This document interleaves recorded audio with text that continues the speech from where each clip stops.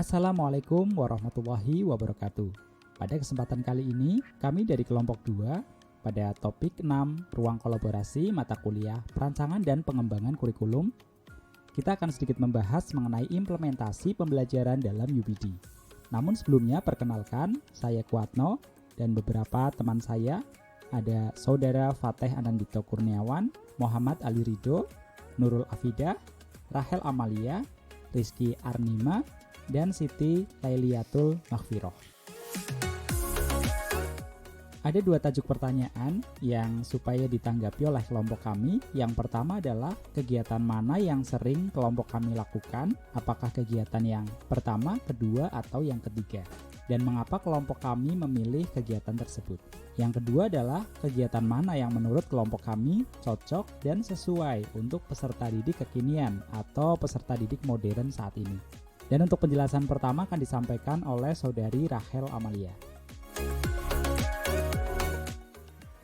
Perkenalkan, nama saya Rahel Amalia dan saya akan menjelaskan terkait tindakan-tindakan guru dalam pembelajaran yang dipilih oleh kelompok kami, yaitu ada kegiatan kedua, metode fasilitatif atau konstruktivis.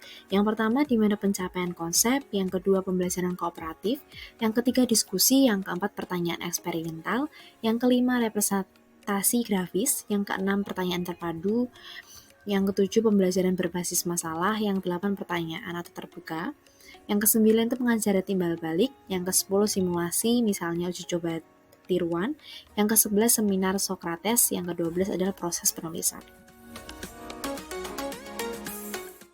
Selanjutnya saya Fateh Anandito Kurniawan akan melanjutkan pada tindakan-tindakan peserta didik dalam pembelajaran. Nah, di sini ada membangun, memeriksa, dan memperluas. Nah, yang pertama ada bandingkan, induksi, tentukan, digeneralisasikan. Lalu yang kedua berkolaborasi, mendukung orang lain mengajar. Lalu yang ketiga ada dengarkan, pertanyaan, pertimbangkan, jelaskan. Lalu yang keempat ada hipotesis, kumpulkan data dan analisis. Lalu yang kelima ada visualisasikan, hubungkan, hubungan peta. Nah, yang keenam pertanyaan, penelitian, simpul, dukungan. Nah, yang ketujuh berpose atau tentukan masalah, selesaikan, evaluasi. Yang kedelapan ada jawab dan jelaskan, renungkan, pikirkan kembali. Lalu selanjutnya yang ke-9 ada klarifikasi, pertanyaan, prediksi, dan ajarkan. Nah, yang ke-10 ada periksa, pertimbangkan, tantangan, debat. Yang ke-11 pertimbangkan, jelaskan, tantang, dan justifikasi. Lalu yang terakhir yaitu brainstorm, lalu mengatur, menyusun, dan merevisi. Perkenalkan, saya Nurul Afidah. Saya akan melanjutkan pembahasan yang telah disampaikan oleh teman saya, yaitu kegiatan yang cukup sering digunakan dalam pembelajaran. Kegiatan pembelajaran yang cukup sering dilakukan adalah kegiatan guru berupa metode fasilitatif atau konstruktif dan kegiatan siswa berupa membangun, memeriksa, dan memperluas. Hal ini didukung oleh beberapa literatur berikut.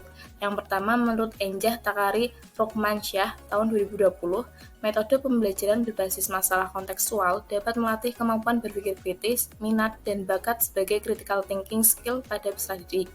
Dengan bentuk pembelajaran sesuai pilihan kegiatan guru dan siswa tersebut dapat mendorong partisipasi aktif peserta didik dan membantu mereka memperdalam pemahaman materi pembelajaran. Yang kedua, menurut Wibowo tahun 2016, peserta didik dapat belajar sesuai dengan karakteristiknya sehingga tidak hanya mendengar penjelasan dari guru, namun terlibat secara aktif dalam membangun pemahamannya sendiri sehingga pembelajaran yang dilakukan bermakna dan melekat pada peserta didik. Selanjutnya adalah kegiatan yang cocok dan sesuai dengan peserta didik kekinian. Kegiatan yang cocok dan sesuai adalah kegiatan yang melibatkan interaksi langsung peserta didik, mengkolaborasikan, serta penggunaan teknologi media yang modern. Hal ini didukung adanya beberapa literatur sebagai berikut. Yang pertama yaitu literatur dari Enjah tahun 2020 yang menyatakan bahwa suatu basis kurikulum idenya adalah mendidik peserta didik dalam 4 disiplin ilmu, yaitu sains, teknologi, engineering, dan matematika, dengan pendekatan intradisipliner, menyajikan paradigma pembelajaran yang komprehensif dengan berbasis aplikasi pada dunia nyata. Pembelajaran berbasis teknologi informasi dapat lebih menarik minat belajar peserta didik. Yang kedua yaitu dari Jufri Adi tahun 2022 yang menyatakan bahwa pembelajaran yang berpusat pada peserta didik sesuai dengan kurikulum Merdeka dalam upaya menumbuhkan keterampilan abad 21 yaitu berpikir kritis, kreatif, komunikatif, dan kolaboratif.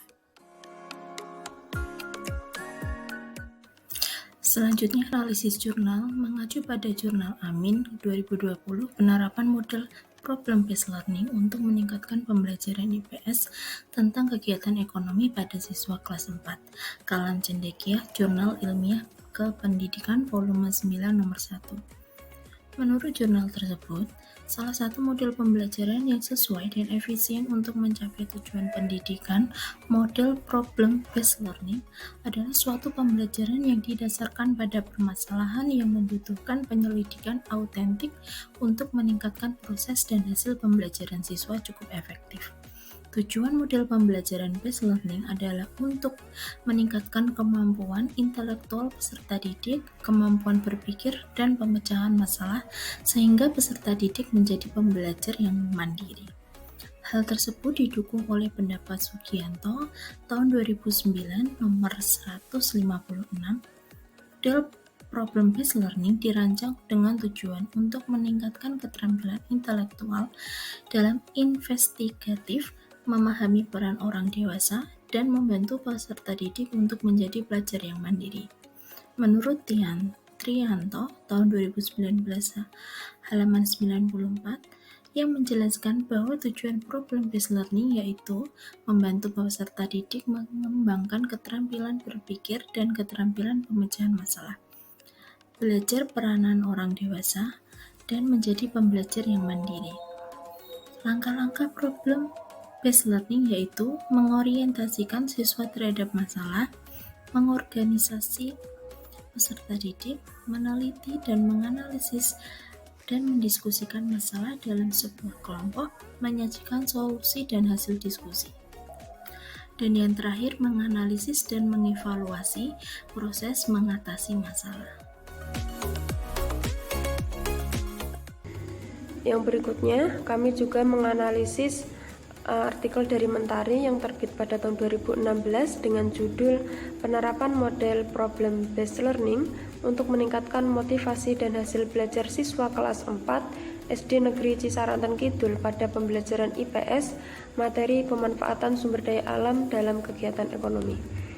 Menurut jurnal tersebut, menurut Rusman 2012, langkah-langkah yang akan dilalui oleh siswa dalam sebuah proses pembelajaran adalah menemukan masalah, mendefinisikan masalah, mengumpulkan fakta, membuat hipotesis, penelitian, repressing masalah, menyuguhkan alternatif, dan mengusulkan solusi.